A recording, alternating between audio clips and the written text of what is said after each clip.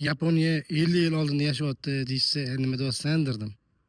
Men bu videoni bitta ko'ringlar. Haqiqatan 50 yil emas, 70 yil oldin yashayapti-da. 終わりだ虫けらが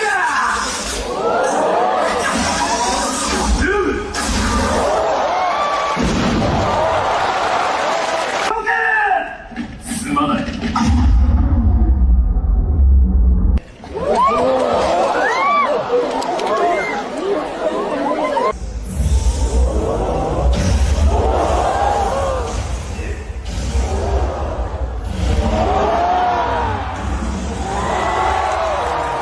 Texnika shu darajada rivojlanib ketgan Yaponiyada.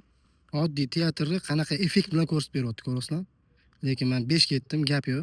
Bizga hali u effektga yetib kelguncha kamida haqiqatan 50 yil borda. Sizlar ham agar shunaqa fikrda bo'lsanglar, like bilan podpiskani bosib ketinglar. Kommentariyaga o'zingizlarning fikrlaringizni yozib ketinglar. Hammaga rahmat.